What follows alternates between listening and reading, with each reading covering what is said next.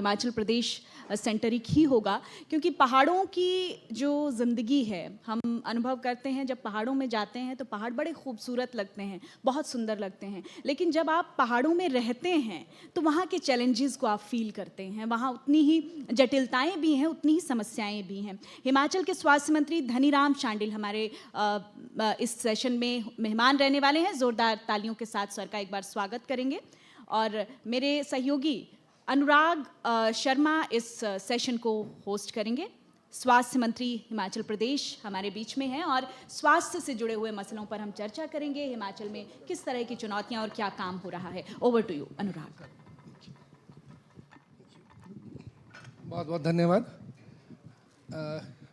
पहले मैं थोड़ा सा आपको शांडिल जी का इंटरव्यू दे दूं, थोड़ी इंट्रोडक्शन दे देते हैं कि शांडिल जी जो हैं, कर्नल धनीराम शांडिल, पहले 35 साल जो हैं इन्होंने इंडियन आर्मी में अपनी सर्विसेज दी हैं और उसके बाद जो हैं वो हिमाचल के मुख्यमंत्री यहाँ पर जो हैं वो हेल्थ मिनिस्टर के तौर पर यहाँ पर आज मौजूद हैं हमारे साथ। तो शांडिल जी, आपका बहुत बहुत स्वागत है कैपिटल डायलॉग में। धन्यवाद। तो हिमाचल जो है, अगर हम बात करें तो हिमाचल गाँव में बसता है और गाँव में बसने की वजह से जितना ज़्यादा जो हेल्थ सर्विसेज में लोड रहता है वो गांव में रहता है। उसको आप सुधार करने के लिए, क्योंकि बहुत सा काम बीजेपी ने बहुत पहले किया है, लगातार इसमें प्रयास चलते रहे हैं, परंतु हिमाचल में कुछ ऐसी चीज़ें रही हैं, बहुत कमियां रही हैं, जिसकी वजह से कहीं ना कहीं आज भी हम जो हैं वो लैग कर रहे हैं इस चीज़ पे। तो क्या लगता है कि कितनी सुविधाएँ आपने जो हैं वो मुहैया कराई हैं आज? अब ऐसा 1 साल होने को आया है, कल आपका 1 साल होने वाला है, तो क्या रहेगा और क्या आपने किया है पूरे 1 साल में काम? बहुत महत्वपूर्ण प्रश्न पूछा आपने। हिमाचल का सारा भारत ही देखा जाए तो गांव में बसता है मेनली, परंतु हिमाचल की अपनी समस्याएं हैं जी, भौगोलिक दृष्टि से, सामाजिक दृष्टि से और वहाँ की जो मैं समझता हूँ कल्चरल दृष्टि से, धार्मिक दृष्टि से जी। हमारे दूर दूर और ख़ासकर सीमाओं से सटे गांव हैं जी, चाहे वो लाहौल स्पीति हो, चाहे वो भरमौर का दूसरा हिस्सा हो, सिरमौर हो, सब जगह दूर दूर गांव हैं और उनकी अपनी स्वास्थ्य संबंधी समस्याएं भी हैं। तो वैसे तो government is always in continuity और सभी सरकारों ने अपना अपना काम निभाया है, परंतु मेरा मानना है कि गांव की बहुत सी समस्याओं की ओर ध्यान देने की ज़रूरत है। पर्टिकुलरली कि जो हमारे कैपिटल टाउन हैं, चाहे वो शिमला हो, चाहे वो धर्मशाला हो, चाहे कोई और मेन टाउन हो, चाहे टांडा इत्यादि, इनको पहुंचना हमारे लोगों को इतना आसान नहीं है। It poses lot of problems, administrative, so many others, logistical. तो हमारी सरकार ने एक बात सोची है कि हम अपने हर विधानसभा क्षेत्र में 69 ऑफ देम में एक आदर्श स्वास्थ्य संस्थान बनाएं और जिसमें वो सब सुविधाएं देने का प्रयास किया जा रहा है, जिसमें सभी स्पेशलिस्ट हों, medicine, surgery, anaesthesia and so on. तो वो आदर्श स्वास्थ्य संस्थानों में हमने लगभग प्रयास भी आरंभ कर दिया है कि लगभग 100 के करीब हमारे नर्सिंग ऑफिसर्स पोस्ट कर दिए जा चुके हैं और 36 विधानसभा क्षेत्रों में 1-1 या 2-2 विशेषज्ञ भी हमने दे दिए हैं और ये प्रक्रिया अभी चल रही है। एम इज़ कि हम वो सब सुविधाएं उन आदर्श स्वास्थ्य संस्थानों में देने का प्रयास कर रहे हैं जो उनको शिमला में, टांडा में या कुल्लू में या धर्मशाला में मिलेगी। इससे हम समझते हैं कि जो हमारी दूसरी पहुंच है, कभी किसी न किसी प्रकार से अगर कोई दूर का गांव हो तो उसे हम हेली सर्विसेज दें, हेलीकॉप्टर सॉर्ट ऑफ एम्बुलेंस के तरीके से उसको पिकअप करें, वो हमारा दूसरा चरण है। पहले में हम इस स्वास्थ्य संस्थान को, आदर्श स्वास्थ्य संस्थान को ठीक तरीके से इक्विप करना चाह रहे हैं। इसी प्रक्रिया शांडिल जी, इसी से जुड़ता हुआ सवाल है कि कहीं ना कहीं हिमाचल में अगर हम बात करें तो कम से कम 4 से 5 ऐसे डिस्ट्रिक्ट्स हैं जहां पर बहुत ज़्यादा जो हैं वियर्ड कंडीशन हो जाती हैं सर्दियों में। अगर आपने देखा होगा, लाहौल स्पीति है, चाहे कुल्लू है, चाहे मनाली का ऊपरी भाग है, चंबा है, और सिरमौर का जो ऊपरी भाग है, इन जगहों में स्वास्थ्य सेवाएं पहुंचाना सर्दियों में बहुत मुश्किल रहता है। उसके इंफ्रास्ट्रक्चर डेवलपमेंट के लिए आपने क्या काम किया है? Another important question, ठीक आपने कहा।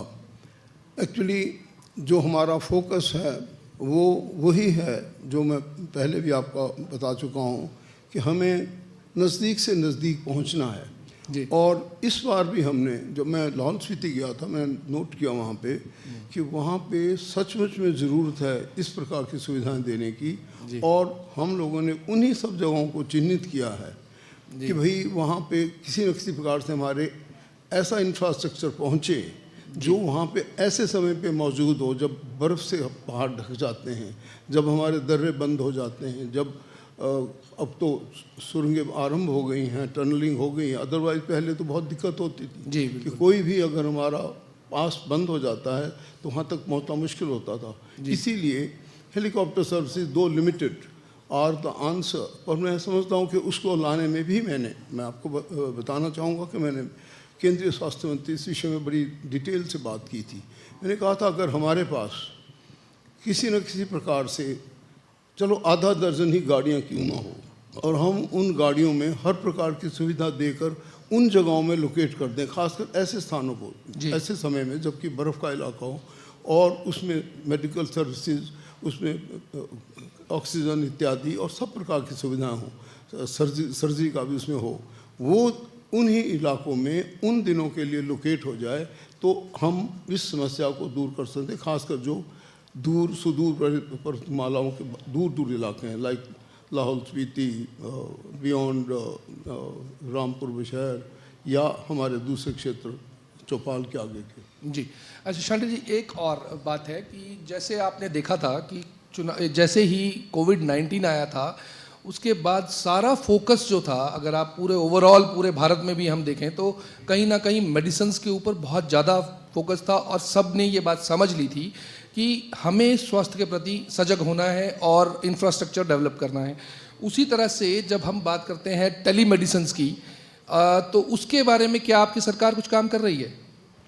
बिल्कुल, बहुत ही मैं समझता हूँ महत्वपूर्ण विषय है ये। आज हमारी प्रौद्योगिकी जो पराकाष्ठा पे चली गई है, आज we are technologically very advanced, तो ये टेलीमेडिसिन पे भी हमने बहुत से विशेषज्ञों से परामर्श भी लिया है और अंदाज़ा लगाया कि अगर इस प्रकार की सुविधा हम अपने लोगों को दे दें, खासकर जो ऐसे आपने दूर क्षेत्रों की बात कही, या कोई भी एरिया जो कि ना, या somebody who is in a very dire need of consultation, उनको टेलीमेडिसिन के माध्यम से दिया जा सकता है। और हमारा एक विंग ये काम कर रहा है। आजकल हमने इसको इस सॉर्ट ऑफ एज ए प्रयोग कर रहे हैं कि किस प्रकार से टेलीमेडिसिन हम लोगों तक पहुंचा सकते हैं, किस प्रकार से हमारा जो even if is in the 108 और किसी मान लो 102 किसी भी अवस्था में हो, मान लो हमारी प्रसूत अवस्था में हमारी माँ या बहन है, तो उसको किस प्रकार से हम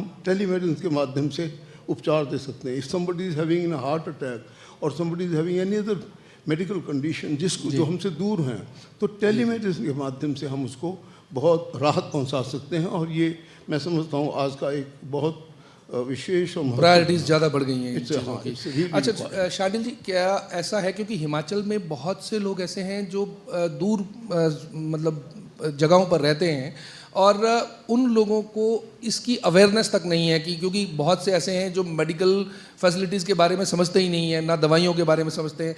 क्या आपने कोई ऐसी शिक्षा या इस तरह के कोई ट्रेनिंग प्रोग्राम्स जो हैं वो आपने रन किए हैं अपने इस कार्यकाल में, कोई ऐसा रहा हो? क्योंकि हिमाचल को लगातार आपके जिस क्षेत्र से आप आते हैं उस जगह से 3 स्वास्थ्य मंत्री मिले हैं, और उसके बावजूद भी सब जो कुछ हमारी जिस तरह की इम्प्रूवमेंट्स होनी चाहिए थी वो इम्प्रूवमेंट्स नहीं हो पा रही हैं। क्या कारण है? बहुत सही आपने समस्या को भांपा है। हमारे सरकार ने जो अभी तक भी किया है और जो जारी है, हम ट्रेनिंग कैंप्स इस प्रकार के लगा रहे हैं जिसमें आम जनता, यहाँ तक कि जो हमारे ट्रेन किए हुए लड़के, चाहे वो आशा वर्कर्स हैं, चाहे यहाँ तक कि कुछ एक आंगनबाड़ी कार्यकर्ताओं को भी ट्रेनिंग दी जा रही, खासकर in the first aid, you know. एक बच्चे तक को, स्कूल के बच्चे तक को मैं समझता हूँ कि how to revive a patient if he is having a heart attack.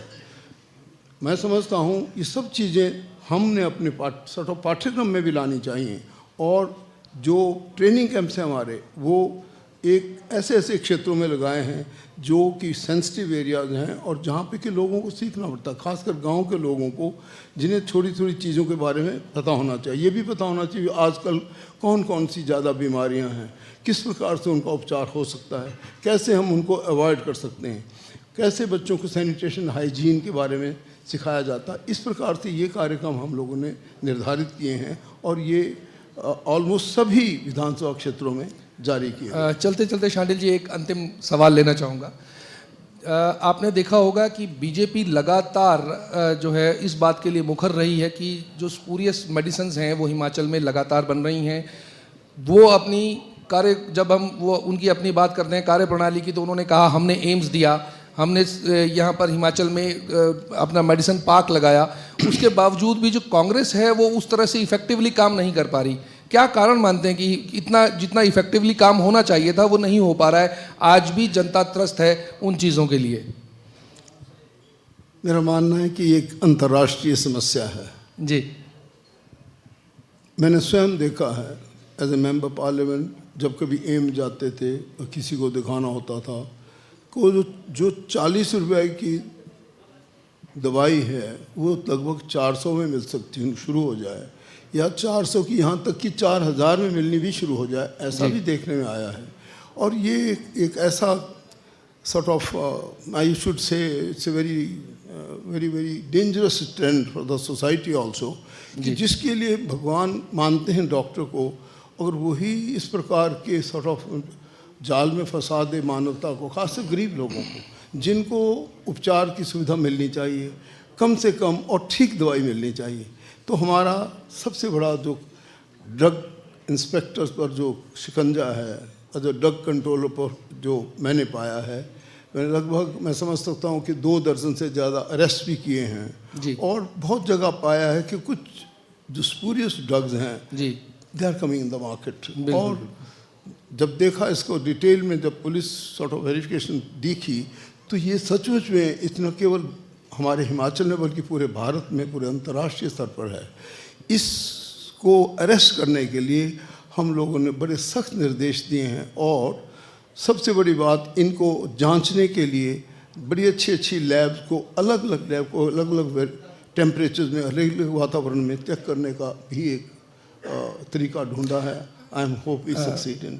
अच्छा शांडिल जी, एक बड़ा ज़रूरी और इम्पॉर्टेंट सवाल बनता है, क्योंकि आपने देखा होगा क्षेत्रीय अस्पताल जितने भी छोटे छोटे जगहों पर हैं, उन जगहों में डॉक्टर्स की बहुत ज़्यादा कमी है और लाइन जो है वो इतनी ज़्यादा लंबी है, जहाँ पर आम आदमी की डॉक्टर तक पहुँचने की जो रीच है वो 10 में से 1 है और डॉक्टर्स की बहुत कमी है। उसके लिए आपकी सरकार जो है वो क्या कर रही है? देखिए, मैंने पाया ये जो समस्या है सचमुच में बड़ी गंभीर समस्या है, खासकर जो दूर के क्षेत्रों से, फॉर एग्जांपल रोडू से आगे के लोग आएंगे, रामपुर से आगे के लोग आएंगे और वो मान लो इंदिरा गांधी मेडिकल कॉलेज तक पहुंचेंगे। पहले तो उनको कोई देखने वाला ही नहीं होगा, कोई संभालने वाला नहीं होगा, कहाँ किसने जाना पेशेंट दे डोंट नो। तो मैंने एक प्रकार से कंपटीशन सा कराया कुछ एक सिलेक्टेड हॉस्पिटल्स का कि भाई 2 चीज़ें जिसकी अच्छी होंगी, पहली स्वागत कक्ष, how to receive a patient, and दूसरी वहाँ की स्वच्छता। और 2 ही चीज़ों में अगर हमारे डॉक्टर्स, हमारा पैरामेडिक्स, हमारी नर्सिंग ऑफिसर्स अच्छी आ गई तो उन्हें हम सम्मानित करेंगे। तो मैंने पाया कि I found that Dalhousie hospital was ranking first. इन्हीं 5-6 महीनों की मैंने किया इस चीज़ को और मैंने उसका सबको एग्जाम्पल भी दिया। तो ठीक कहा आपने कि जब बड़ी बड़ी लाइनों को, कतार को कम करने का तरीका है कि कम से कम वो जो बच्चे बाहर खड़े हैं, बूढ़े खड़े हैं, माताएं खड़ी हैं, उनको देखने वाले कोई 3 या 4 की टीम हो। They should identify what is their exact problem और उसके बाद उनको ठीक तरीके से उनका एक से स्वागत भी करे और उन्हें बांटे भी कि किस जगह आपको जाना है, व्हाट इज़ योर प्रॉब्लम। तो वो सबसे बड़ी बात मैं देखता रहा हूँ कि उसके बाद बताओ किस बेड पे जाना, कहाँ बेड अवेलेबल है, और अगर नहीं है तो उसका ढूंढना। तो कतार को कम करने के लिए मैंने थोड़ा सा कंपटीशन किया है ये दो ही चीज़ों में, कि how to receive a patient and how you want to clean keep your area clean and in proper sanitation. तो मुझे अच्छा लगता है कि शायद इसमें धीरे धीरे अच्छी प्रोग्रेस होगी और हम अच्छे नतीजे।